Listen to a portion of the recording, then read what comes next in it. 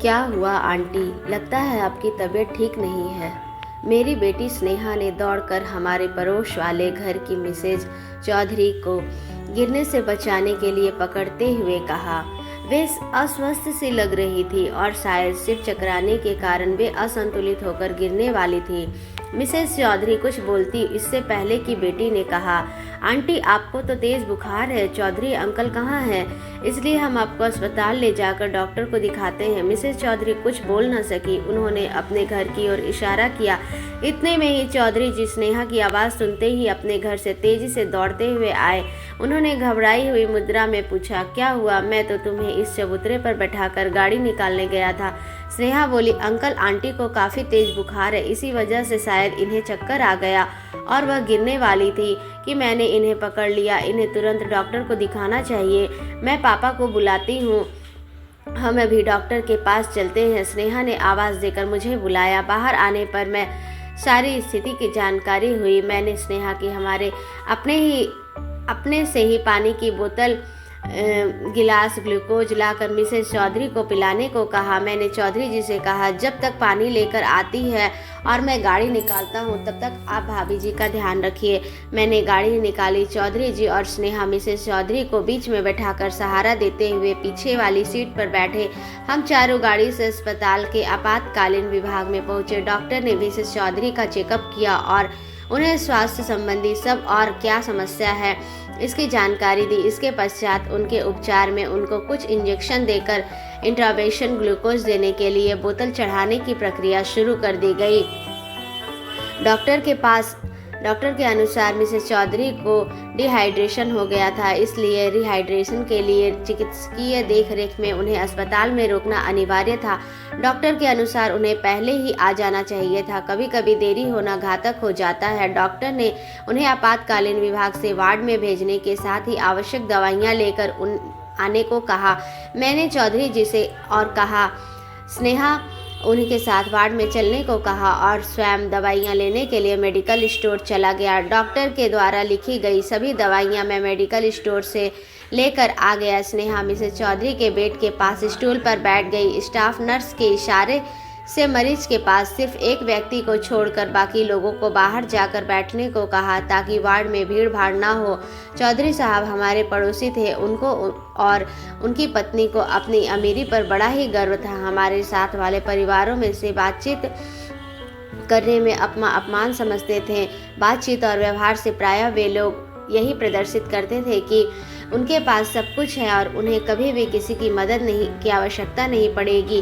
वे पैसा फेंको तमाशा देखो वाले सिद्धांत को मानने वाले व्यक्ति थे। मिसेस चौधरी भी गली में अपनी चर्चा के दौरान कहती थी कि इस गली में हमारे पतिदेव की सैलरी के बराबर किसी की भी सैलरी नहीं है। गांव में भी हमारे पास जितनी प्रॉपर्टी है उतनी प्रॉपर्टी हमारी इस गली में तो क्या पूरे मोहल्ले में भी किसी के पास नहीं होगी। उसके अनुसार उनके स्टैंडर्ड के हिसाब से गली में ही नहीं, वे बताती है कि हम तो बड़ी वाली गाड़ी लेने को हैं, लेकिन यहाँ गलियाँ इतनी पतली हैं कि गाड़ी इन गलियों में कैसे निकलेगी। इसलिए ले ही नहीं रहे हैं। वे तो जब बोलना शुरू करती है तो ऐसा लगता है कि उन्हें केवल बोलना ही है। बोलते समय ज़्यादा सोच विचार में भी अपना वक्त बर्बाद नहीं करती। अपनी अमीरी का यश गान करने में शायद उन्हें बड़े ही आत्मिक सुख की अनुभूति होती है। एक बार वे अपने शाही खर्च का बखान करते हुए बता रही थी कि हमारा बेटा एक महीने में 3,000 रुपये से ज़्यादा के तो कोल्ड ड्रिंक पी जाता है। तब स्नेहा ने उससे कहा कि आंटी 10 रुपया प्रति बोतल के हिसाब से 3,000 की 300 बोतलें हुई। एक महीने में 30 दिन होते हैं, इस हिसाब से एक दिन में 10 बोतलें उसके हिस्से में आती हैं। अब आपका बेटा एक दिन में ये 10 बोतलें कैसे पीता है? 24 घंटे में कितने घंटे सोता है, कितने घंटे जागता है? 10 बोतल रोज़ खत्म करने के लिए उसके अपना क्या रूटीन तय किया हुआ है। अगर वह इतना कोल्ड ड्रिंक पी लेता है तो वह उसके स्वास्थ्य के लिए भी यह बहुत ही नुकसानदायक है। योग गुरु स्वामी रामदेव जी तो कहते हैं कि ठंडा मतलब टॉयलेट क्लीनर। मिसेस चौधरी ने झूठ पकड़े पर भी झेपना तो सीखा ही नहीं था। ऐसे मौके पर भी मुस्कुराते हुए अपने घर के अंदर घुस जाती थी। वैसे वे तो आसपास लोगों के बात करना भी अपनी प्रतिष्ठा के खिलाफ समझती थी। सामान्यतः किसी से बात भी तय नहीं करती, उन्हें सेखी बघारनी होती थी। आसपास के लोग उनकी इस आदत से भली भांति परिचित थे, तभी तो वह अपनी हाँक रही होती है, तब उनकी बात को कोई गंभीरता से नहीं सुनता था। मिस्टर चौधरी उनसे भी 4 कदम बढ़ाकर थे। वे शायद ही कभी किसी से बात करते थे। किसी के सुख दुख उन्हें कुछ लेना देना नहीं था। अपने घर के बाहर निकलते समय या बाहर से आते हुए घर में प्रवेश करते समय वह किसी की तरफ आंख उठाकर भी देखना नहीं पसंद करते थे। किसी से मेल जोल का तो कोई सवाल ही नहीं। चौधरी दंपति का शायद यही विचार था कि उसके पास बहुत सारा पैसा है। आज के समय में पैसे की मदद से कुछ भी किया जा सकता है। अगर आपके पास पैसा है, उससे आप दुनिया की कोई भी सेवा प्राप्त कर सकते हैं। सीधा सा सिद्धांत है कि पैसा फेंको तमाशा देखो। शायद इसलिए वे किसी से कोई संबंध नहीं रखना चाहते थे। उनका ऐसा मानना था कि लोग अमीरों से संबंध अपने लाभ के लिए ही बनाते हैं। हर किसी को अपने संबंध में अपने समान स्तर वाले लोगों से ही बनाने चाहिए।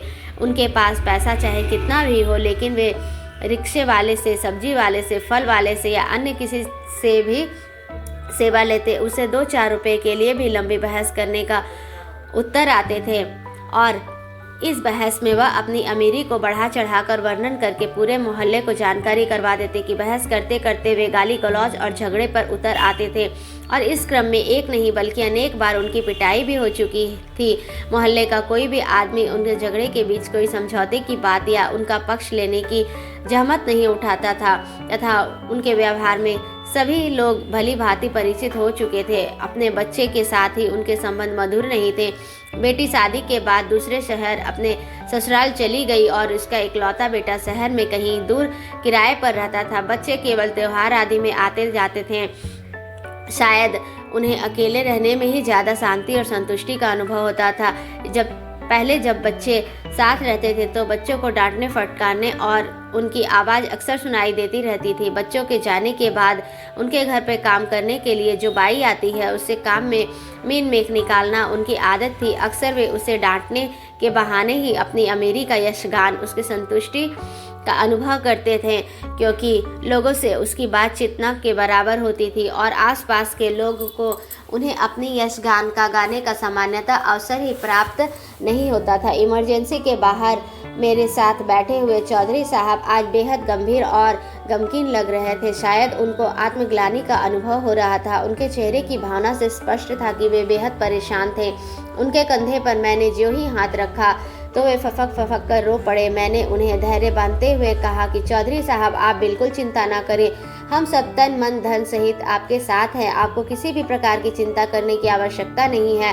भाभी जी जल्द ही ठीक हो जाएंगी और जैसा कि डॉक्टर भी कह रहे थे कि हम लोग उन्हें सही वक्त पर ले आए, देर हो जाना घातक हो सकता था। इतना सुनते ही वह फूट फूट कर रोते हुए कहने लगे, हम दोनों का व्यवहार आप लोगों के साथ मधुर नहीं रहा, लेकिन फिर भी आपने हमारी उन गलतियों की तरफ ध्यान न देकर हमारी मदद की है। इस समय आप लोग देवता की तरह हमारे रूखे व्यवहार को ध्यान में दिए बिना हमारी सहायता में लग गए।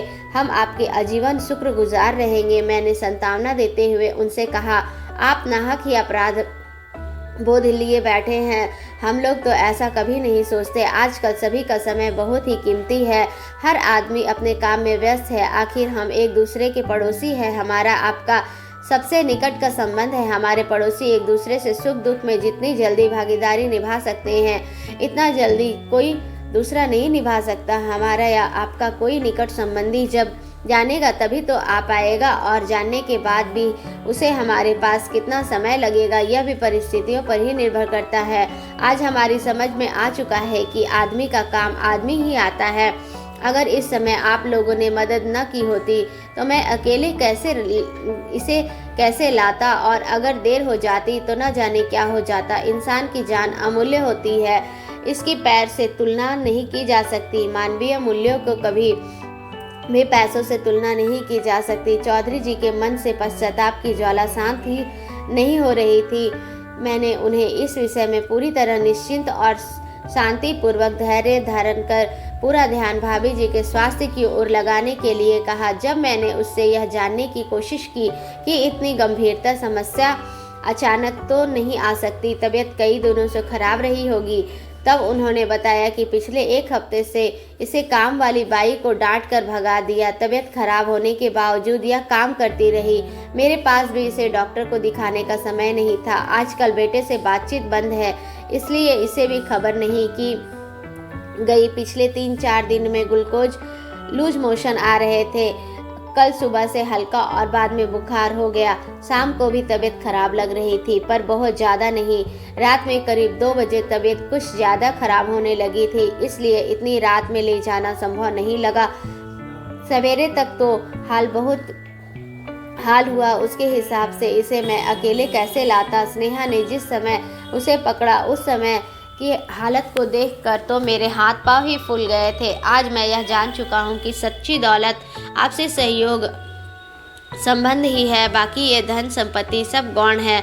मैंने उन्हें अपराध बोध से पूर्णतः मुक्त कराने के उद्देश्य से कहा, आप इन सब चीज़ों को भूल जाएं और बीती ताही बिसारी के आगे की सुधि ले हूँ, क्योंकि क्षण जो दुख दे उन्हें भूल जाना ही श्रेयस्कर है। देखिए, वार्ड बॉय शायद हमें बुला रहा है। चौधरी साहब मेरे साथ साथ वार्ड बॉय की ओर बढ़ चले।